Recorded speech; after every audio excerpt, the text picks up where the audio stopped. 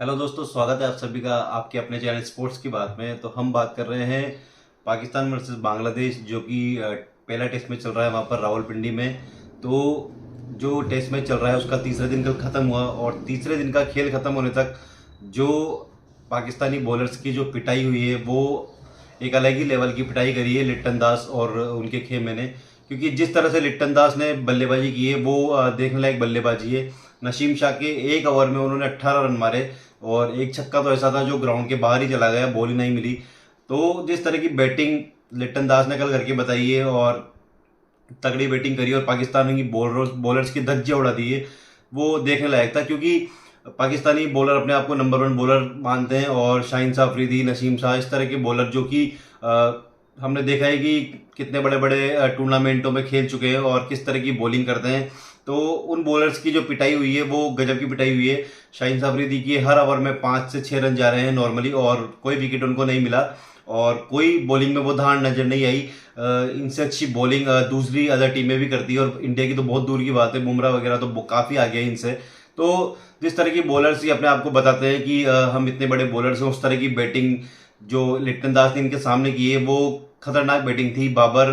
बाबर आजम खुद 0 पर आउट हुए थे, और विराट कोहली की एटीट्यूड में जाकर वहां पर विराट कोहली की तरह सामने वाले को टोंट कस रहे थे, लिट्टन दास के सामने जाकर उन्हें आंखें दिखा रहे थे। तो फिर लिट्टन दास ने जो बदला लिया वो देखने लायक था। क्योंकि नसीम शाह के ओवर में 3 चौके और 1 छक्का मारकर 18 रन मारकर मतलब पूरी पाकिस्तानी बॉलर्स के कंधे झुका दिए, और इस तरह की बैटिंग करी कि बांग्लादेश वापस मैच में खड़ा हो गया।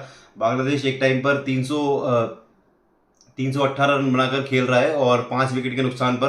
तो काफ़ी अच्छा है, और 400 समथिंग के पास पे पाकिस्तान ने डिक्लेयर करी। रिजवान का दोहरा शतक नहीं होने दिया, उसके पहले ही पारी को डिक्लेयर कर दिया 448 रन पर, और 170 रन के तकरीबन रिजवान ने बनाए।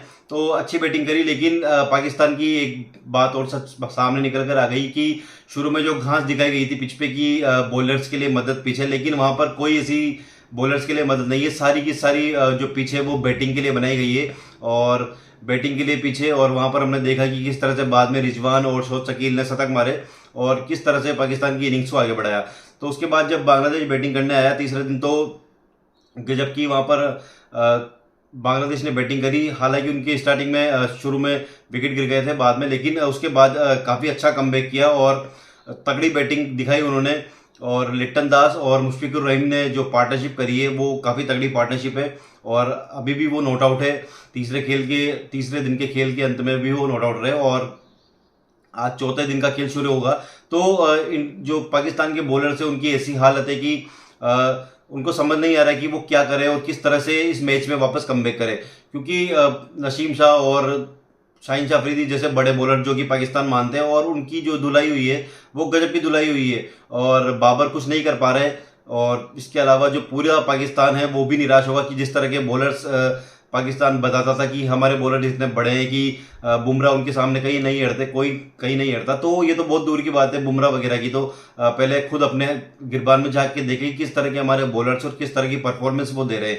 और शाहीन शाह अफरीदी और नसीम शाह की मतलब बॉलिंग की जितनी बदनामी की जाए वो खराब है, कि जिस तरह से उन्होंने बॉलिंग की है, और बिल्कुल रद्दी बॉलिंग। और लिट्टन दास ने बता दिया कि कोई बैट्समैन कमजोर नहीं होता अगर वो अच्छी टेक्निक के साथ बैटिंग करता है तो। और लिट्टन दास ने वो बैटिंग करके दिखाई है और पाकिस्तान के कंधे झुका दिए।